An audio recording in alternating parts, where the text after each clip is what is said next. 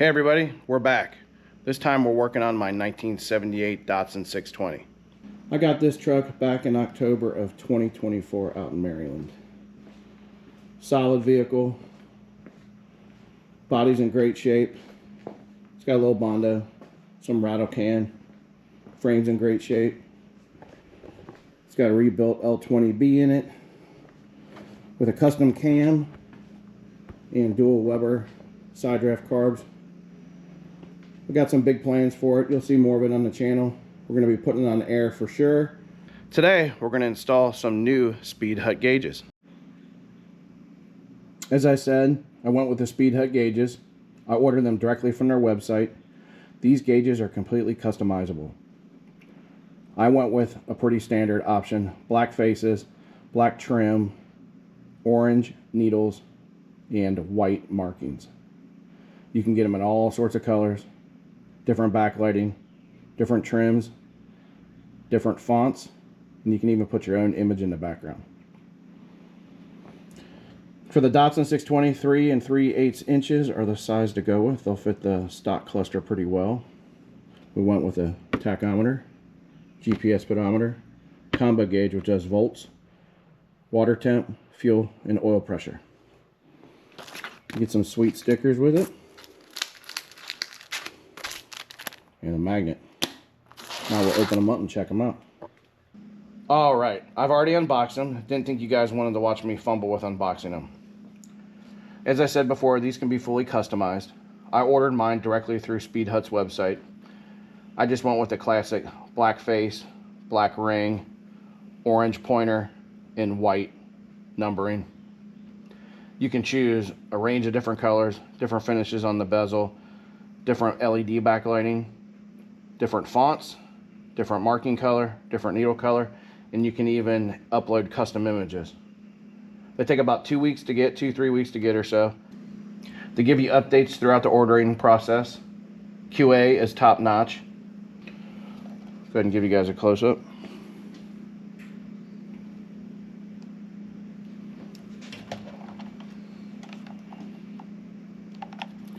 And back there's where you put the GPS antenna in. There's the combo gauge. You can see all labeled for the different sensors. Really easy to work on. You can unplug them, plug them in.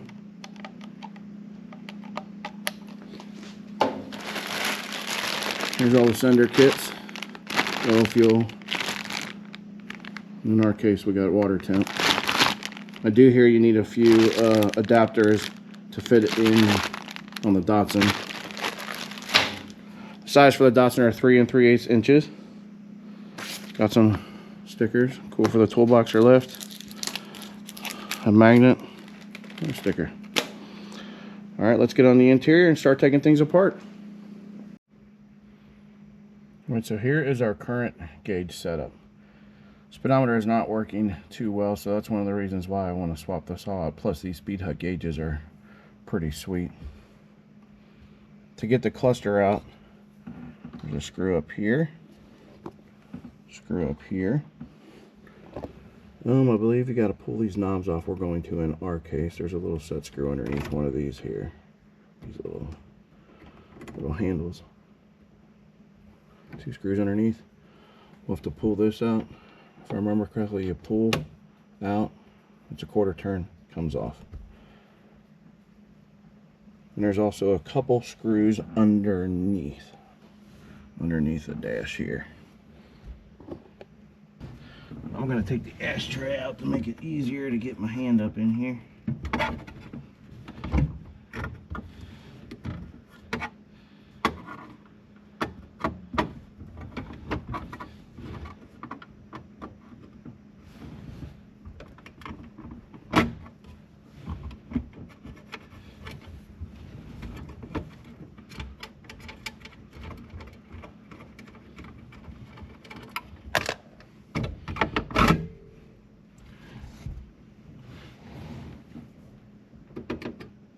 Couple Phillips head screws.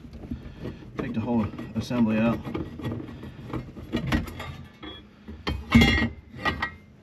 That way we can get our hands up in here. screw out above the gauges.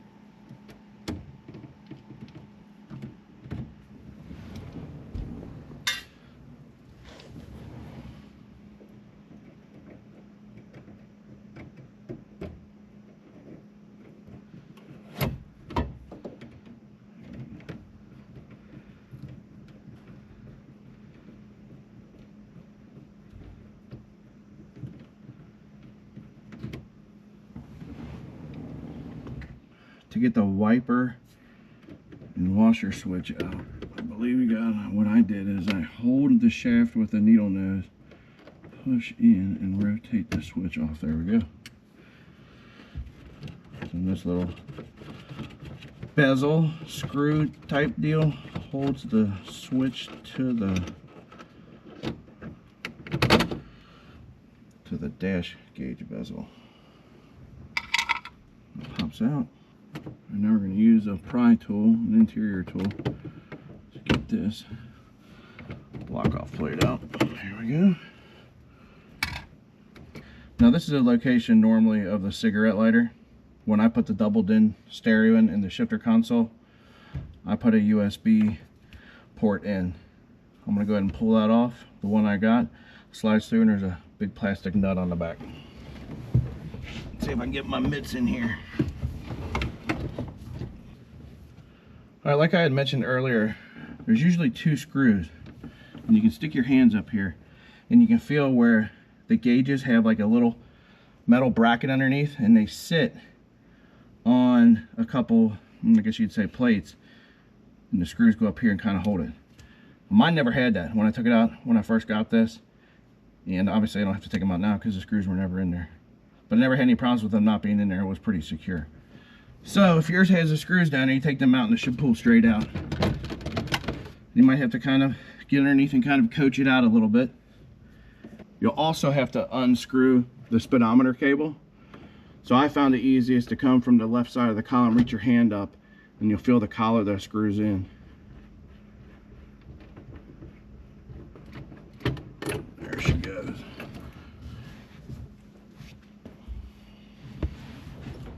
To give us a little bit more room right here, I think I'm also going to take off the steering column cover. That's just held in by a few Allen screws, or a few Phillips screws.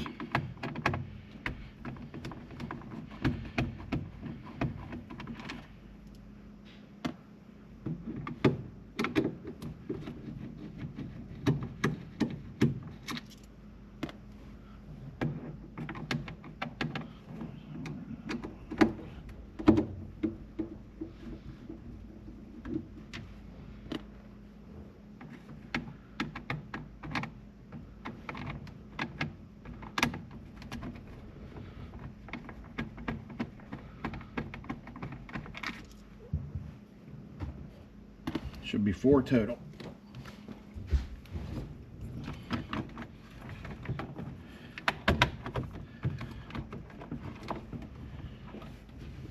Take that back 5. One more right here.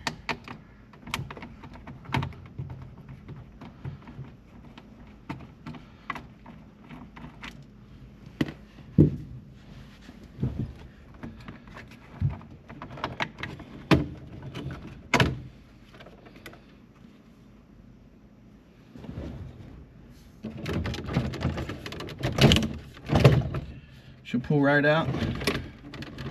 You have to reach behind and unscrew the gauge main harness, which I believe I'm going to do from underneath.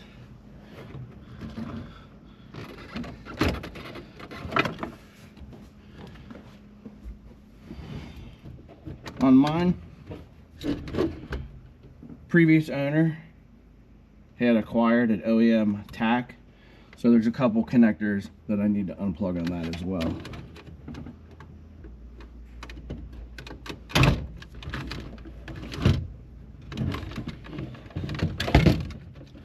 There we go.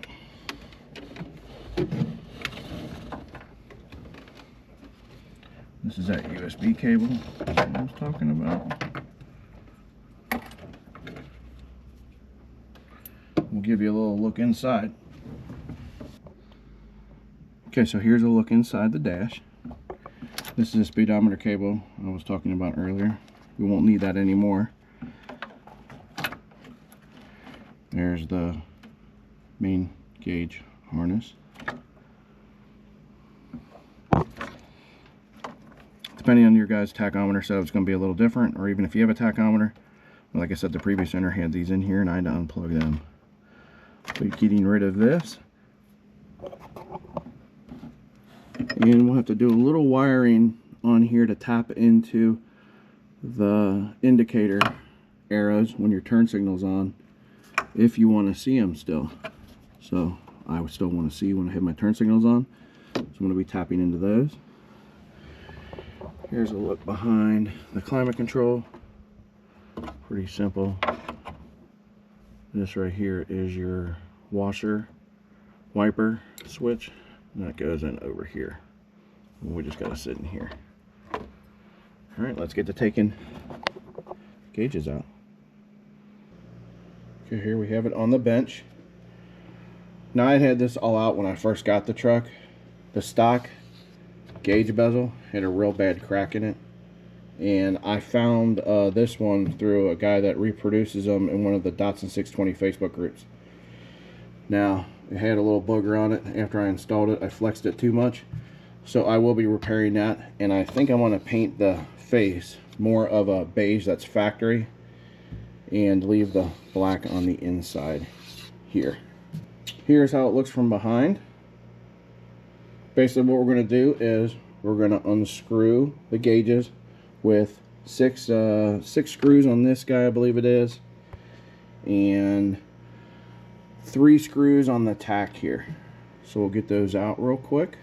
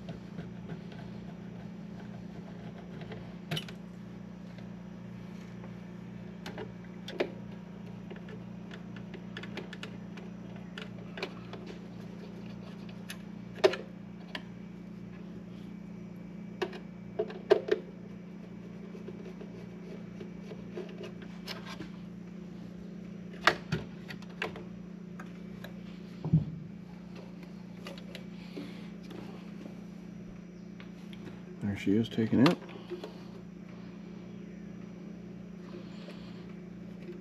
Now we will be doing something where we're basically going to render the stock gauge unusable unless there was major rework. But we're going to be cutting some of this apart here so we can retain the blinker indicators in here.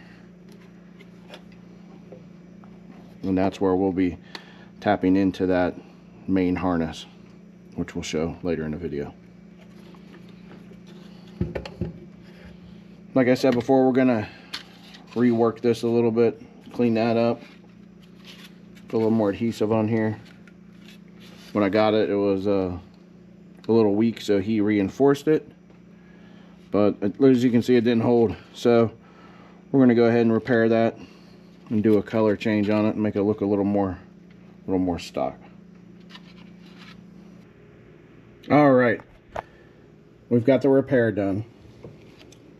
What I used is some of this JB Weld clear weld quick setting epoxy.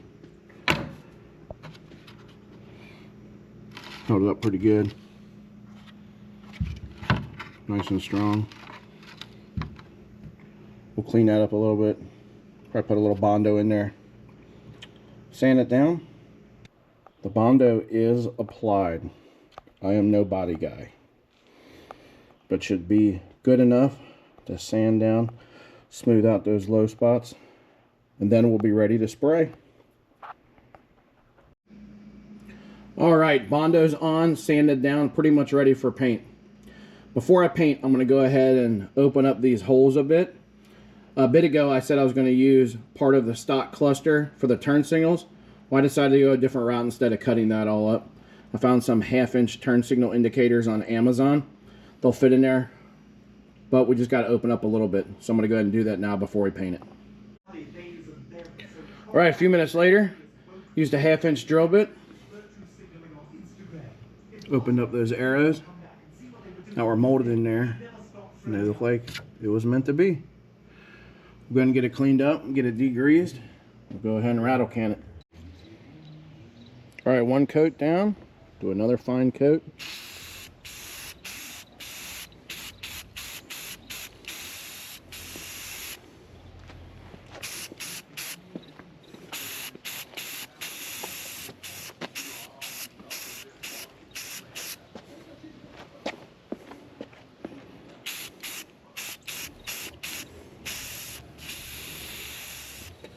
Not perfect, good enough for government work. All right, it's the next day. After a few heavy coats. Sitting in the sun for a little bit today. She's done, looks much better. My wife came up with a pretty good idea.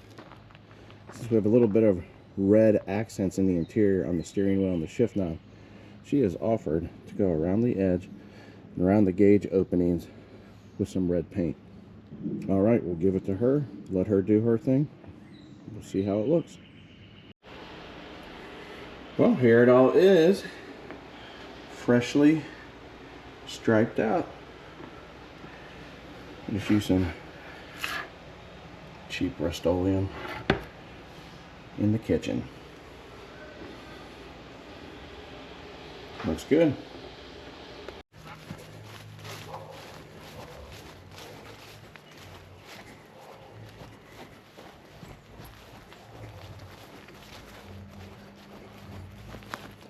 Rose, one of our shop dogs, is coming over to hang out.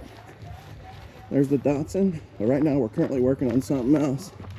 We'll get back to that. She's coming out to say hi. Here we are. It's dry. What I did here for the wipe and wash, I just took a silver Sharpie and just barely touched on top of it. So that worked out pretty well.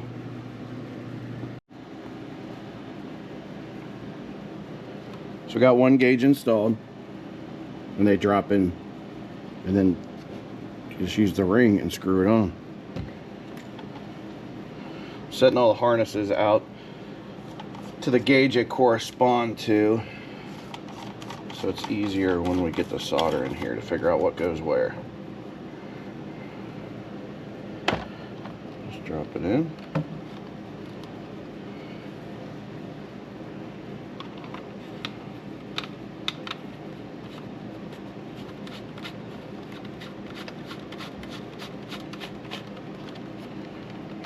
Up a little bit.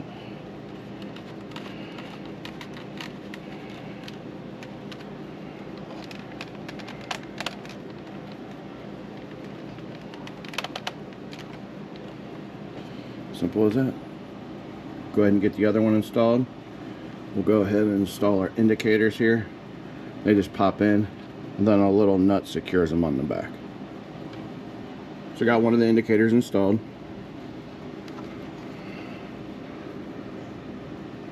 You can see that it's held on by a little silver nut. When they come with a little O-ring, and this is from an extra light I have, what I did is I slid it on here. Not necessarily for obviously any kind of watertight reasons, but I find when you put these on, it gives a little extra grip. So when you're feeding it through the hole here and you're spinning that nut on the other side, it bites down a little bit, so you're not fighting the indicator from spinning around. All the gauges are installed in indicators. As I showed before, super easy. Each gauge comes with a harness that's for power, ground, and illumination. Their install kit is super nice. I've never seen a kit come with connectors like this before. Super easy if you're not real experienced with electronics or 12 volt electronics. So what I'm going to do is I'm going to solder them. So we'll get to that. We'll trim these up, get it pretty nice and easy, kind of tight, and we'll save these for another project. But I'll go ahead and get my soldering iron out, some heat shrink in my heat gun, and we'll run through that real quick. So I went ahead and trimmed the harnesses down because I had a ton of extra wire. Stripped off about 1/2 inch insulation on each one. I like to strip off quite a bit because you'll see how I'm going to twist them all together here. So what we're going to do is we're going to solder all the grounds together, including the grounds on our indicator lights. So I'm going to go ahead and get these two together here. I got them twisted. Then we're going to take some of our extra wire we cut off of the other harnesses. Just should be more than plenty.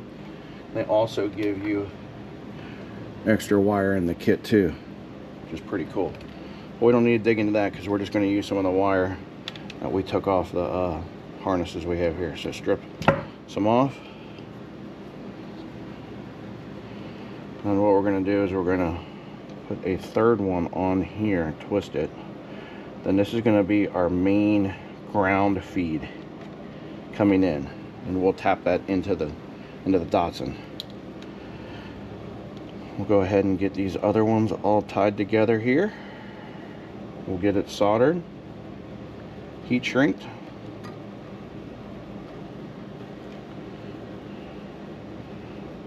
Tie these two together.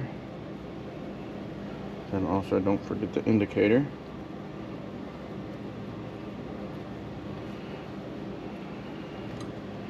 We're going to get these together here. We got to remember heat shrink. Let's see if this one fits. Yeah. Push them together. Slide our heat shrink down so the heat from soldering doesn't get it to start prematurely shrinking.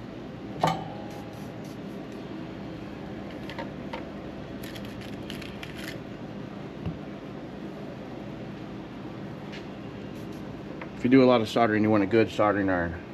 This here is a Weller, fairly old, but it does the job.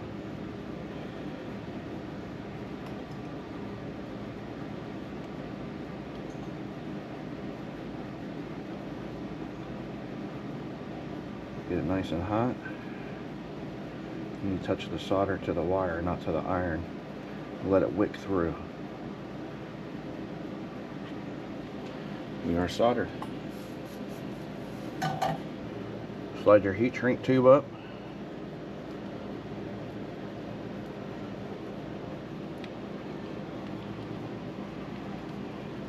Go ahead and shrink it down.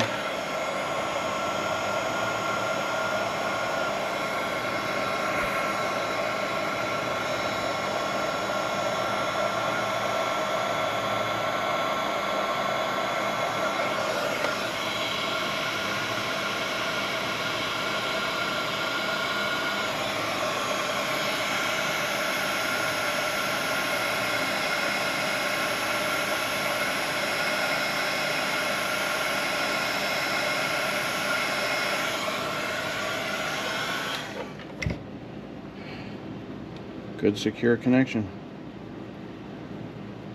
I like soldering more as I get through the years. I used to always use butt connectors when installing car stereos and such, but I find soldering is much more reliable, and that's the way I like to go now. But obviously you can use the quick connectors in the kit. Almost reminds me of like a speaker connector. They're spring loaded. You can just put your wires in there and tap them all together. Not bad though. Go ahead and get the rest done.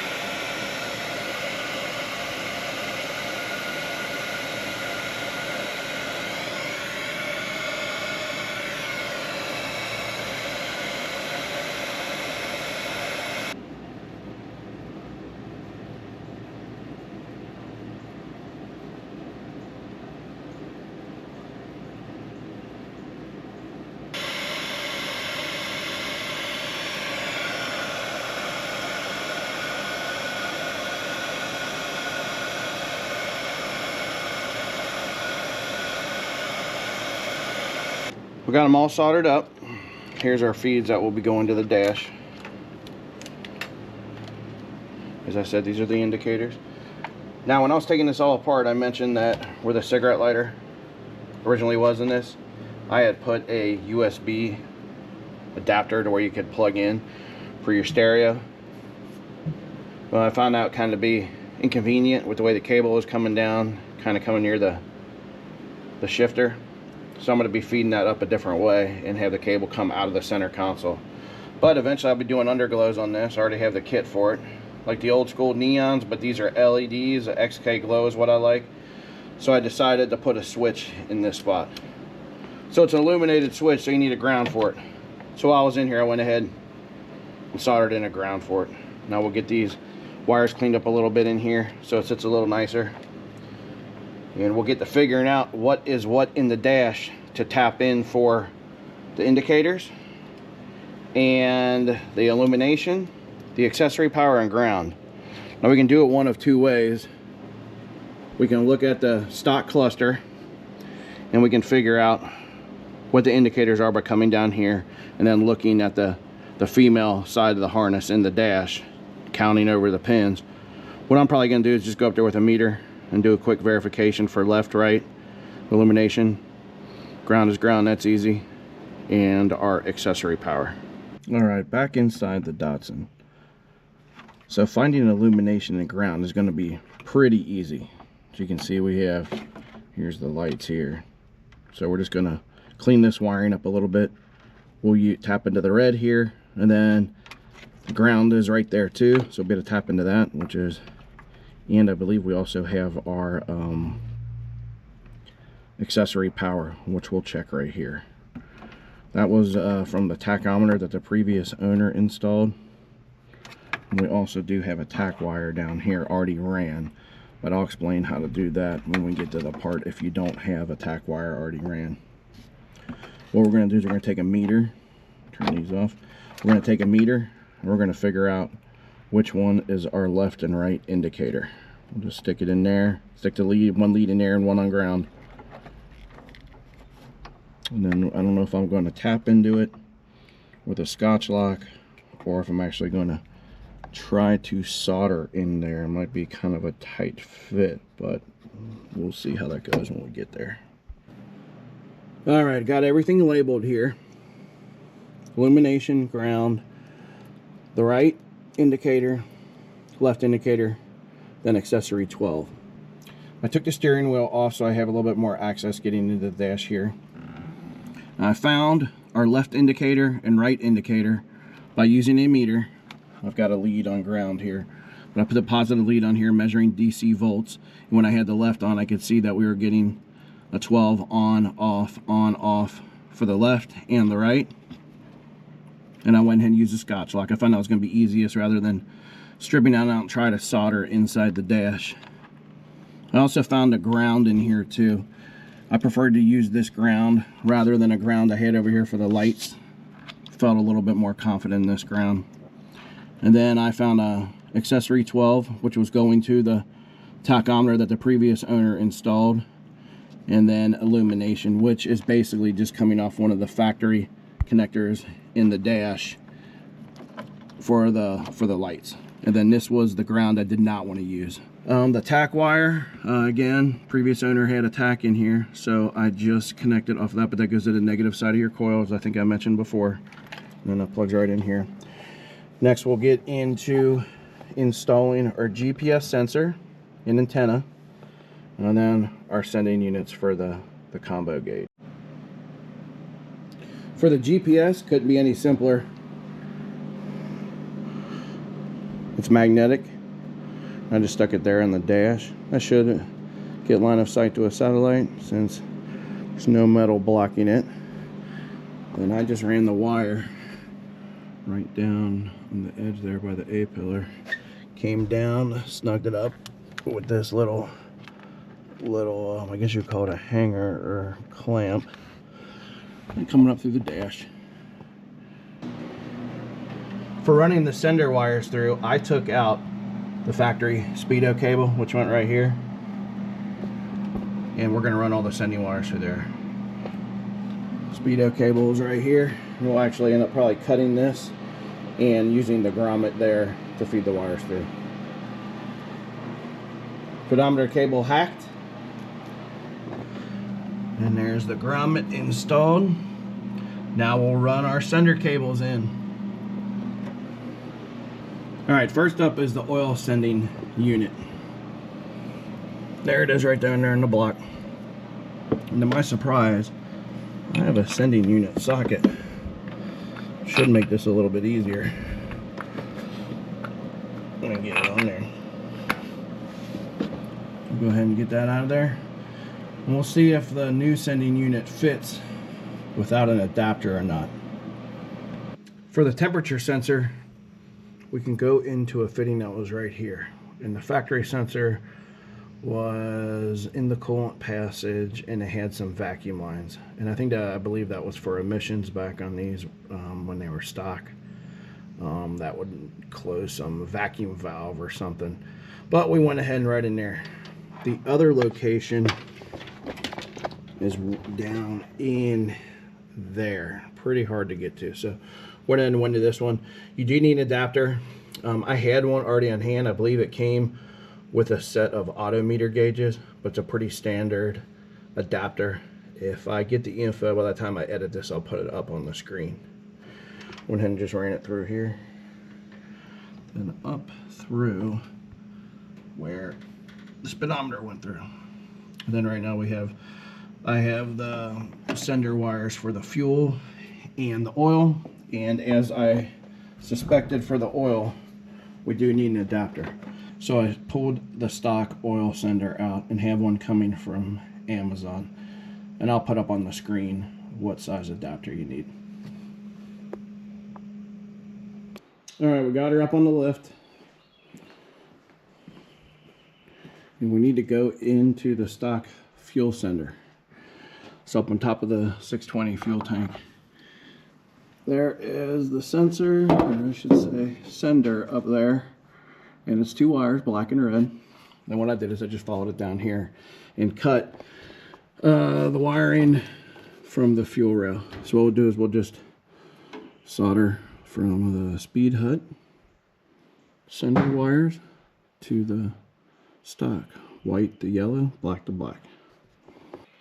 Okay, we have the wires soldered and heat shrinked to the factory sending unit. A portable soldering iron comes in handy when working up underneath a vehicle or in the interior and engine bay. So next we'll go ahead and tidy up and tie all the wires. Our fitting came in from Amazon. Mine was a pack of 2. Oil sender is installed right there. Then I just tied the wire to one of the starter wires up along these hard lines, and in where the speedometer cable went, where the other sender wires go. Back inside the truck, and we have everything connected. Illumination, that's the tach. We got our accessory 12, left and right indicators, ground, and then our senders. Now, one thing I wasn't aware of, these are not pre-labeled, the sending wires. So I had to go ahead and trace them real quick. It only took a second. So I labeled the water, the oil, and the fuel sending. And we're ready to go. Then this wire here is for that accessory that I'm going to be installing, the underglows. So I just got that tapped into a constant power. Go ahead and get it up in the dash and start reassembly. One thing I wanted to mention, on my transmission, it was pretty leaky. So when I took the speedometer cable off, I decided to go ahead and delete the speedometer gear. And I went to Z Car Depot, and I assume this is new old stock, but they have a block off plug. So that will go in place of the speedometer gear. When I took that out, I lost quite a bit of transmission fluid, so it's drained down pretty low right now. So while we're doing that, we're gonna go ahead and put a new backup sensor in, or backup switch, I should say. They say that this is a culprit for leaking too. I guess it leaks maybe past the seal through here, but this was always pretty wet.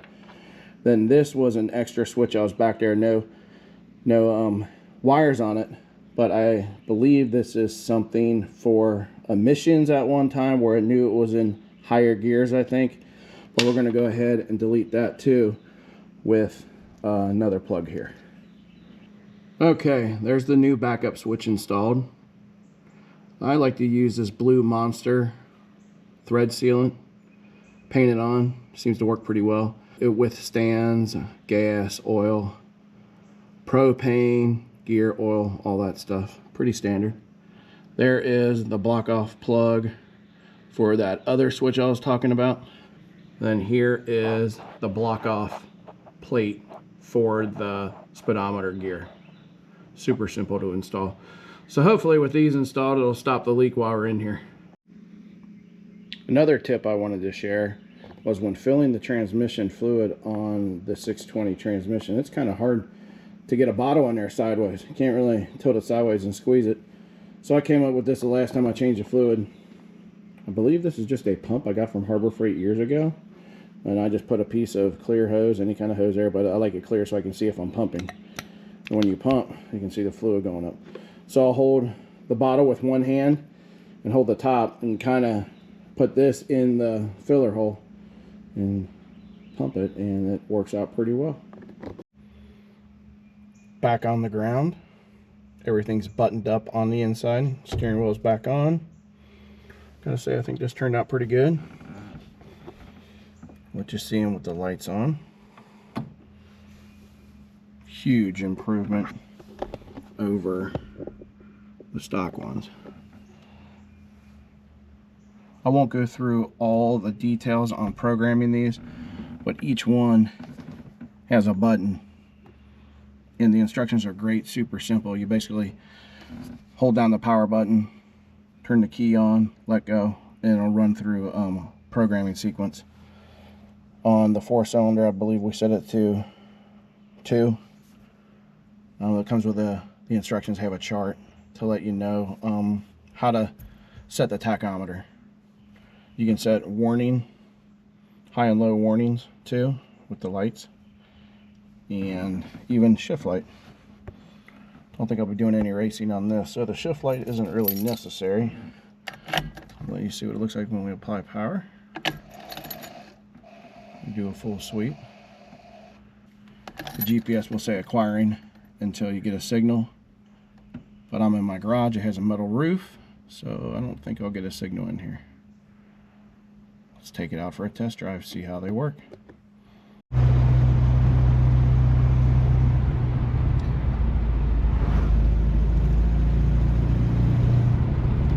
Alright, got her out, testing them out. They seem to work really good. I love having the speedometer again. The other one would sometimes work, sometimes hang at 40 or 50, sometimes be 10 miles an hour off, and this is obviously spot on because it's GPS.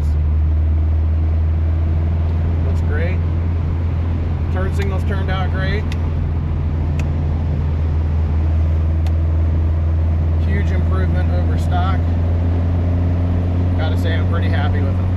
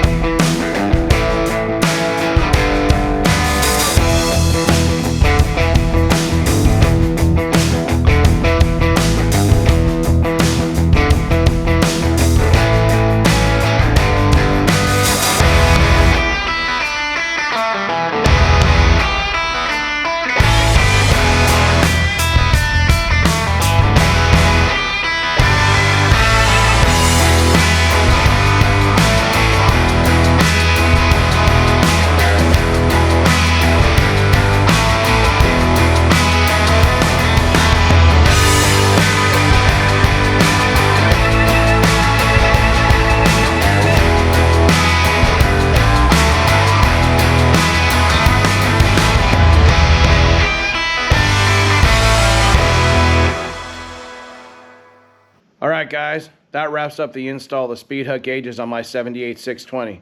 Overall impressions, awesome gauges. Quite expensive, but they're made to order. Install was fairly straightforward.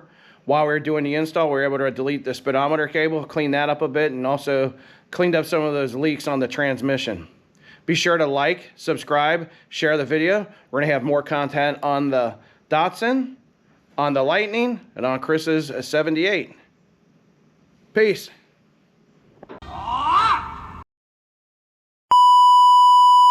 Gotta turn down the music to avoid copyright.